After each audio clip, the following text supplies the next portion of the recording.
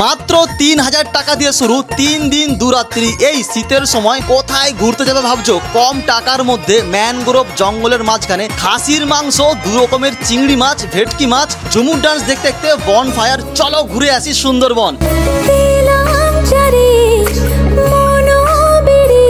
কিভাবে আসবে সমস্ত কিছু আজকের এই ছোট্ট ভিডিওতে।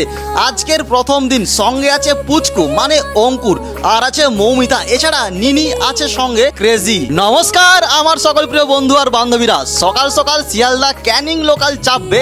শিয়ালদা থেকে সকাল 6:30টায় ট্রেন ছাড়বে, নামবে ক্যানিং স্টেশন 7:44-এ। এছাড়া তোমরা আগের দিন রাত্রিতে এসে ক্যানিং এ থাকতে পারো। আর আজকের আমাদের এই ট্রিপের সঙ্গী সাথী হতে চলেছে সুন্দরবনের লোকনাথ ট্রাভেল। এখান থেকে আর একটা টাকাও খরচ করতে দেবে না এই লোকনাথ ট্রাভেলস, কারণ পুরোপুরি খরচ এবার থেকে লোকনাথ ট্রাভেলস এর হাতে তুলে দিলাম। অটো করে সোজা চলে যাব সোনাখালী ফেরিঘাট, যেখানে আমাদের জন্য অপেক্ষা করছে এই এত বড় একটা বোট। বোটের মধ্যে বসতেই বনদেবীর পুজো সারা হয়ে গেল।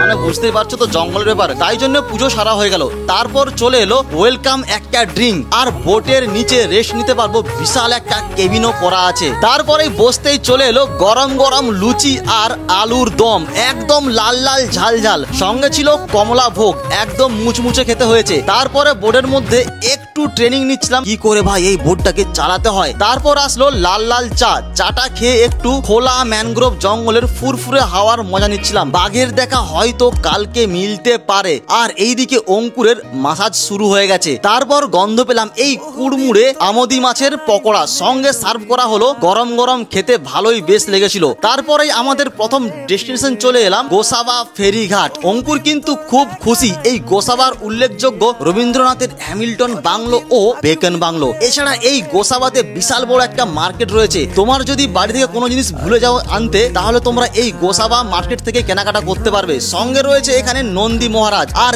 এই হচ্ছে হ্যামিল্টনের বাংলো। অঙ্কুর খেলো আইসক্রিম, মৌমিতা নিল জুতো, আমি ছাতা। 10 টাকা টিকিট দিয়ে বেকন বাংলোর প্রবেশ করলাম। খুব সুন্দর করে সাজানো হয়েছে এই জায়গাটা। বুদ্ধদেবের মূর্তি, রবীন্দ্রনাথ ঠাকুরের স্ট্যাচু, আদিবাসী নৃত্য, বাঘ, হরিণ, অনেক কিছু। আর বাংলোটা পুরোটাই কিন্তু কাঠের তৈরি। ঝটপট করে ঘুরে এখান থেকে বোটের দিকে হাঁটতে শুরু করলাম। তারপর বোটের মধ্যে উঠতেই গন্ধ পেলাম এই চিংড়ি মাছ ও কাতলা মাছ। সঙ্গে ছিল পটল চিংড়ি। মানে খাওয়া দাওয়াটা ভাই আজকে জাস্ট হতে চলেছে। ঝুরঝুরে আলু ভাজা, লেবু, এই 2 পিস করে চিংড়ি মাছ, কাতলা মাছ খেতে কিন্তু খুব সুন্দর হয়েছে। সঙ্গে এলো পাঁপড় ভাজা, ফ্রুট, চাটনি। তারপর আধ ঘন্টা ভাই রেস্ট নিতে নিতে চলে এলো এই পেয়ারা। সকলের জন্য ভাই একটা করে গোটা পেয়ারা। মনের মধ্যে একটা গান চলছিল, গান করতে করতে চলে এলাম। তো সারাদিনের আজকে খাওয়া দাওয়া কমপ্লিট হয়ে গেল। এইবারে চলে আসলাম পাখির আলয়। এখানে আজকে স্টে করব। আর স্টে করার পরে রাত্রেবেলা কিন্তু কি কি থাকছে দেখতে থাকো।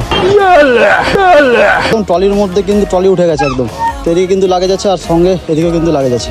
সঙ্গে থাকছে এখানেও একটা মার্কেট। সন্ধ্যের টাইম হয়েছে। এই মার্কেট থেকে তোমরা এই সুন্দরবনের হ্যান্ডক্রাফট জিনিসপত্র কিনতে পারবে। আর আজকে হচ্ছে এই ডলফিন হোটেলে থাকতে চলেছি আমরা। জায়গাটা কিন্তু খুব সুন্দর, আর রুমগুলো সুন্দর। এক একটা রুমে 2টো করে বেড দেওয়া হয়েছে। একটা রুম তোমরা 4 জন শেয়ার করতে পারবে। আর এই হচ্ছে একটা বাথরুম, পরিষ্কার পরিচ্ছন্ন একদম তোমরা বলতে পারো। আর তারপরেই শুরু হলো গানের। সবাই মেতে উঠেছে। সঙ্গে রয়েছে গরম গরম এগ চাউমিন, তার সঙ্গে রয়েছে রাম চা, মানে ভাই লাল চা ওই আর কি। তারপর ঠিক রাত্রি 9টার সময় চলে এলো গরম গরম মাটন, খাসির মাংস দিয়ে ভাত। পুরোপুরি ভাই জমে গেল। বুঝতেই পারছো খাসির মাংসের পিসগুলো কিন্তু দারুণ। এছাড়া কিন্তু তুমি 2বার 3বার যতবার চাইবে মাটন কিন্তু তোমাকে আনলিমিটেড দেওয়া হবে। সঙ্গে রয়েছে ঝুরঝুরে আলু ভাজা। আর খাওয়া দাওয়া ভাই কমপ্লিট করার পরে good morning good morning good morning. Next day দেখতে থাকো। भगवान उस समय सुदर्शन चक्र का अगर प्रयोग कर देते शकुनी के ऊपर, तो सारा खेल समाप्त हो जाता, कौरव भी बच जाते और पांडवों को भी दुख ना भोगना पड़ता।